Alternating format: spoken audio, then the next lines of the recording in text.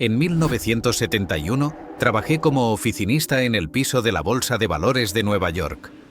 Para entender lo que sucedió ese año, es importante comprender cómo funcionaba el dinero en ese momento. Desde la Segunda Guerra Mundial existía un sistema llamado Bretton Woods, donde el dólar estadounidense estaba respaldado por oro a un precio fijo de $35 por onza. Otros países fijaban sus monedas al dólar, creando un sistema monetario internacional estable. El 15 de agosto de 1971, el presidente Richard Nixon apareció en televisión un domingo por la noche e hizo un anuncio histórico. Estados Unidos abandonaría este sistema. Ya no permitiría que otros países o ciudadanos intercambiaran sus dólares por oro a ese precio fijo.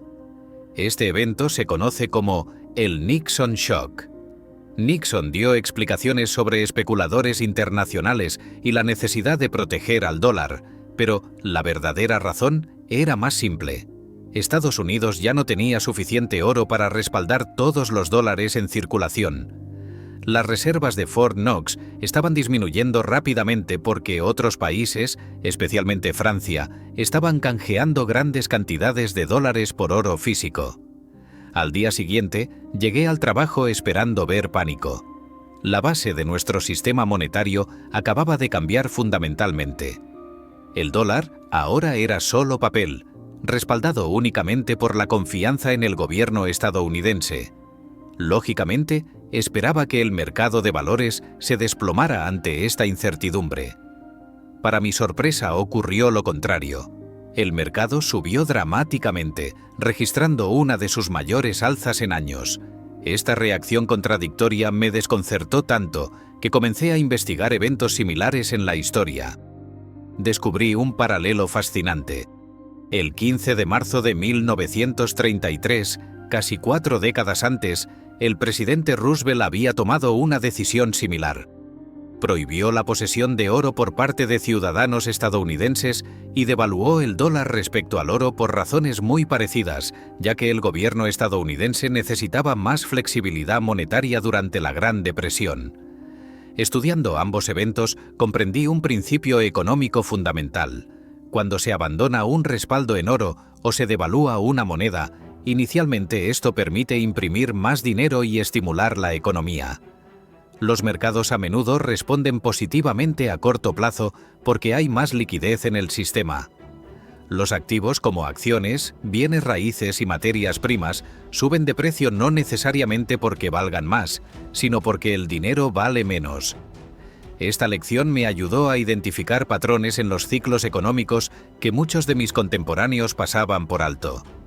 Reconocí que eventos que parecían únicos en mi vida a menudo tenían precedentes históricos con resultados predecibles. Estudié intensamente la Gran Depresión, las respuestas políticas y sus consecuencias, lo que me dio una perspectiva invaluable. Este conocimiento me permitió, décadas después, anticipar la crisis financiera global de 2008. Vi cómo las tasas de interés cercanas a cero limitaban las herramientas tradicionales de la Reserva Federal, tal como había sucedido en la década de 1930. Predije correctamente que el siguiente paso sería la flexibilización cuantitativa, que es esencialmente imprimir dinero para comprar bonos. Sin duda, una estrategia similar a las respuestas monetarias de periodos anteriores. La lección más importante que aprendí es que comprender la historia económica proporciona una ventaja significativa para navegar los mercados modernos. Los ciclos monetarios y de deuda siguen patrones reconocibles que, aunque se manifiestan de formas ligeramente diferentes, mantienen principios subyacentes constantes a través del tiempo. Cuando enfrentamos una crisis de deuda grave, las herramientas económicas tradicionales eventualmente alcanzan sus límites. En una recesión normal, la Reserva Federal puede estimular la economía reduciendo las tasas de interés, lo que hace más barato pedir préstamos, aumenta el gasto y reactiva el crecimiento. Sin embargo, existe un problema fundamental. Las tasas de interés no pueden caer significativamente por debajo de cero. Cuando las tasas llegan a ese límite inferior cero, los bancos centrales pierden su herramienta principal.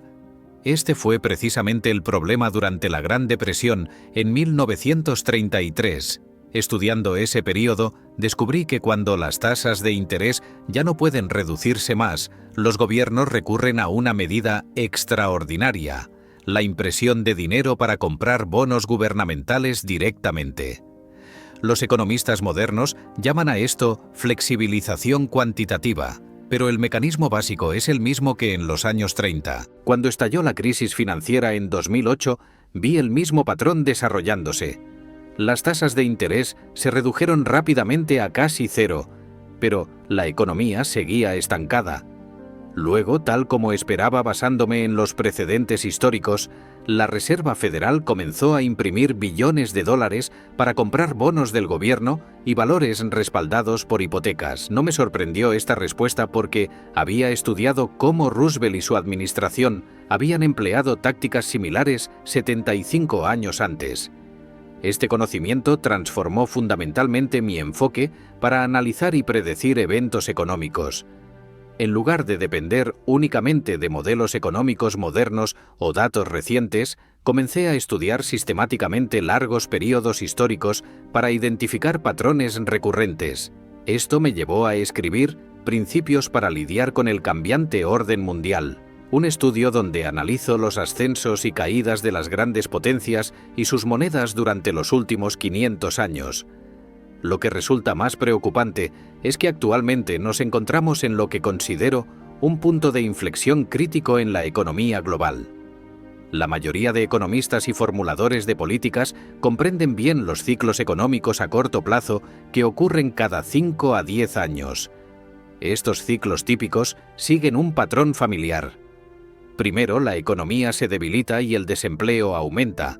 Luego, los bancos centrales reducen las tasas de interés y facilitan el crédito. Entonces, la economía se recupera y los activos como acciones y bienes raíces suben de precio, lo que produce demasiada inflación. Entonces a los bancos no les queda otra que endurecer la política monetaria subiendo las tasas, lo que hace que la economía se enfríe y comience el ciclo de nuevo. Sin embargo, existe otro ciclo mucho más grande y potencialmente devastador que poca gente comprende: el gran ciclo de la deuda, que ocurre aproximadamente cada 75 a 100 años.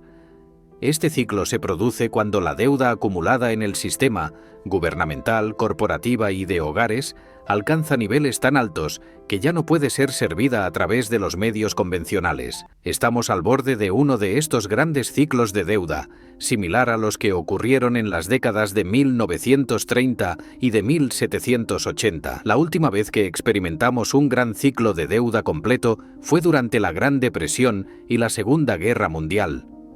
Durante estos eventos vimos reestructuraciones masivas de deuda, devaluaciones monetarias, cambios fundamentales en los sistemas monetarios internacionales y significativa inestabilidad social y política. El mundo que emergió después fue drásticamente diferente del que existía antes. Ahora bien, os preguntaréis ¿qué factores impulsan el gran ciclo de deuda? Pues lo voy a explicar a continuación. Presta atención porque es muy importante que lo entiendas. La mayoría de las personas piensan que las tasas de interés suben debido a la inflación y el endurecimiento de la política monetaria, pero no se dan cuenta de sus límites. Así es como funciona. Primero, las deudas de una persona son los activos financieros de otra. Cuando tienes muchos bonos como gran porcentaje de tu cartera, eso también representa una gran deuda. Segundo, debes pensar en el sistema crediticio como un sistema circulatorio que lleva nutrientes a todas las partes del cuerpo. Si ese poder adquisitivo se utiliza para crear productividad, produce ingresos suficientes para pagar las deudas y generar productividad, y todos están contentos. Y tercero, hay que tener en cuenta que si las deudas son demasiado grandes y no producen la productividad necesaria, no tienes los ingresos para pagar esas deudas. En un sistema circulatorio saludable, los ingresos aumentan con las deudas y el sistema funciona bien. Cuando las deudas aumentan en relación con los ingresos necesarios para pagarlas, es como el colesterol que se acumula en el sistema circulatorio y genera problemas de salud a medio o largo plazo. Esto crea un problema de servicio de la deuda. tienes que pagar los intereses, lo que deja menos espacio para gastar. Por ejemplo, el gobierno de Estados Unidos tiene una factura de intereses de aproximadamente $1 billón al año. Si no tuvieran esa factura, tendrían $1 billón más para gastar, y este proceso empeora con el tiempo. Además, hay que refinanciar la deuda existente. Este año tenemos que refinanciar más de $9 billones de deuda. Eso significa que vence, y hay que venderla nuevamente. Cuando hay mucha deuda acumulada y además hay que añadir más deuda, el déficit presupuestario, que ahora representa aproximadamente el 75% del PIB, tienes que vender estos bonos a personas, instituciones, bancos centrales o fondos soberanos que ya tienen demasiados bonos.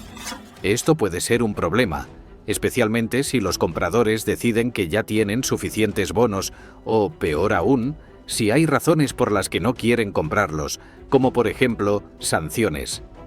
Vivimos en un mundo similar al de los años 1930.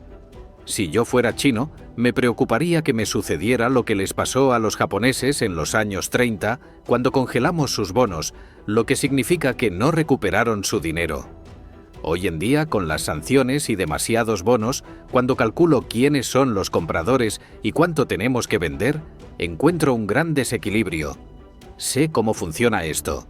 Los bancos centrales compran estos bonos, imprimen dinero para hacerlo, luego pierden dinero con los bonos y obtienes un patrimonio neto negativo en el Banco Central, generando una espiral. Cuando llegas a la parte del ciclo en que tienes que pedir prestado dinero para pagar el servicio de la deuda y los tenedores de esos bonos dicen que es una situación arriesgada, los diferenciales de crédito aumentan, lo que empeora el servicio de la deuda y se convierte en una espiral. En el mercado de crédito privado, llamamos a esto la espiral de la muerte de la deuda. Es importante leer las señales de advertencia que el mercado genera. La forma en la que lo calculo me dice que estamos bastante cerca de ese punto.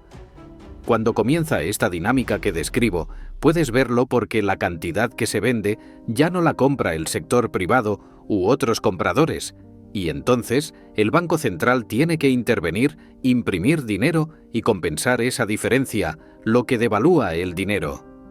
Vimos algo como una palpitación, similar a un ataque cardíaco, en 2020 y 2021. En 2020, cuando el gobierno necesitaba enviar mucho dinero, en realidad envió aproximadamente el doble de la cantidad que las personas perdieron en sus ingresos o que las empresas perdieron.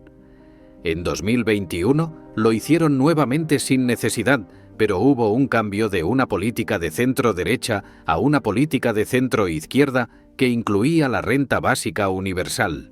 ¿De dónde obtuvo el gobierno el dinero? Del Banco Central, que produjo el dinero y lo distribuyó. Así que todos recibieron todo este dinero y se sorprendieron de que los precios subieran. Esa ola de inflación fue como un ataque cardíaco de advertencia. Claro, esto es preocupante, pero ¿qué podemos esperar? Básicamente verás un aumento en las tasas de interés, un endurecimiento muy similar a lo que ocurrió en 2020. Las tasas de interés subirán y el valor del dinero bajará, particularmente en relación con el oro u otras monedas, aunque esto afectará a todas las monedas porque todas se depreciarán juntas. Verás que las tasas suben aunque la Reserva Federal esté flexibilizando su política. Luego verás que la Reserva Federal interviene, compra y realiza otra expansión cuantitativa, y entonces verás el tipo de reacción que viste en 2020 y 2021, donde no solo el componente de inflación, sino el oro y otros precios de activos suben. Ciertamente verás a la Reserva Federal comprando mucho, como lo hizo en 2008 o en 2020, pero a mayor escala. Podrías tener en preparación para eso ciertas acciones tomadas para lidiar con el problema, como extender el vencimiento de la deuda. Son posibilidades, pero creo que el gobierno podría hacer algo como sancionar a cierto país y, por lo tanto, no pagar la deuda. Esto sería muy clásico y definitivamente debería encender alarmas en tu mente.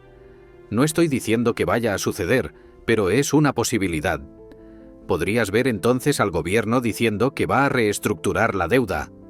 No dirán que es un incumplimiento, Dirán que bajo esta política estaremos mejor si no incumplimos, no cambiaremos lo que te van a pagar, pero lo distribuiremos a lo largo de más años.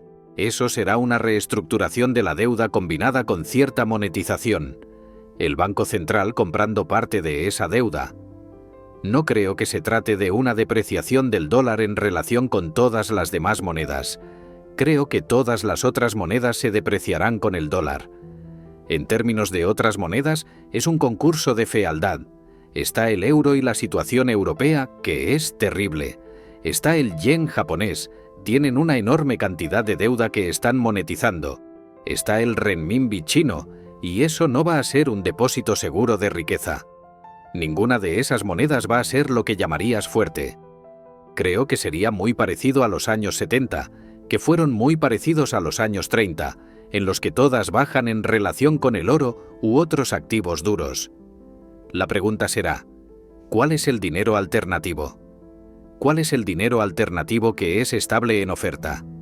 Bitcoin podría ser una parte de eso, podría ser una gran parte. La deuda es dinero y el dinero es deuda. Cuando digo que la deuda es dinero futuro. Tienes esto y la gente te dará dinero. Y el dinero se almacena en un instrumento de deuda.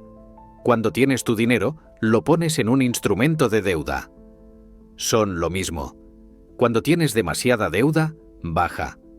El dinero tiene dos propósitos, medio de intercambio y depósito de valor.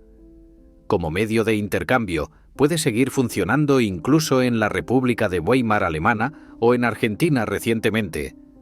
Puedes llevar carretillas de dinero y aún intercambiarlo. Tenían tanto que no podían contarlo, así que lo pesaban, literalmente. Así que el dinero puede usarse como medio de intercambio, pero como depósito de valor no se va a utilizar y la gente buscará otros depósitos de valor que sean movibles y negociables. Como en los años 30 y 40, ¿qué hicieron los países entre sí? No van a confiar en que el otro país no imprima dinero o haga eso. Así que intercambiaron oro porque tiene atributos limitados en oferta. No es fácil de fabricar y a lo largo de la historia ha sido mantenido por bancos centrales. El oro es actualmente la tercera moneda de reserva más grande. Primero el dólar, luego el euro, luego el oro y luego el yen japonés. Por eso digo que creo que en esa dinámica particular uno se pregunta ¿qué es lo que sirve como depósito de valor? Enfaticé en el oro, pero Bitcoin también tiene elementos de eso. No es bienes raíces, porque los bienes raíces están fijos, no puedes moverlos. Los bienes raíces son muy sensibles a las tasas de interés, así que cuando las tasas de interés suben, los perjudica. También son fácilmente gravables porque no se mueven. Así que hay un número muy limitado de dineros alternativos. Lo que no sabes sobre el futuro es mucho mayor que cualquier cosa que alguien sepa sobre el futuro, así que siempre debemos ser humildes. Lo que necesitas es una diversificación adecuada para crear una cartera. El oro funciona bien cuando esos otros activos que normalmente tienes en tu cartera no funcionan bien en una crisis así. La cantidad óptima en una cartera típica está en las proximidades de un poco menos del 15%. Un poco de oro sirve como protección y diversifica la cartera. Creo que lo más importante es que no tengas mucha exposición. Ten en cuenta que en la inversión, el mayor problema de la mayoría de los inversores es que creen que lo que ha sido la mejor inversión en el pasado reciente es la mejor inversión, no que se ha vuelto demasiado cara y va a bajar. Hay una tendencia de las carteras e inversores a invertir cuando las cosas se vuelven extraordinarias, como por ejemplo, compañías de IA. Lo que quiero transmitir a los inversores es que deben tener cuidado de pensar que lo que ha subido mucho y ha funcionado bien es una buena inversión, en lugar de considerar que se ha vuelto caro. La mejor empresa no siempre es la mejor inversión, al igual que el caballo más rápido no siempre es la mejor apuesta en una carrera. Todo depende de las probabilidades y del precio. A veces, esas probabilidades se ajustan de tal manera que apostar por el peor caballo puede darte las mismas chances de ganar. Los mercados son así, es como un partido de fútbol, tienes que superar la línea de apuesta. Esa dinámica significa que deberías equilibrar tu cartera. Esto es lo más importante, porque sabes que no puedes estar seguro y puedes reducir tus riesgos sin reducir tus rendimientos esperados si lo haces bien. La mejor combinación es mezclar adecuadamente movimientos depresivos con movimientos estimulantes, lo que yo llamo un desapalancamiento hermoso. Lo que quiero decir es que si aumentas los impuestos o reduces el gasto, eso deprime la economía. Sin embargo, si lo haces con una flexibilización de la política monetaria, que es estimulante para la economía, esas dos cosas pueden equilibrarse.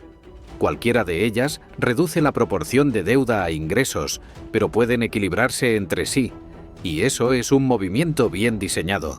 Si te ha parecido revelador, por favor suscríbete para no perderte más contenido.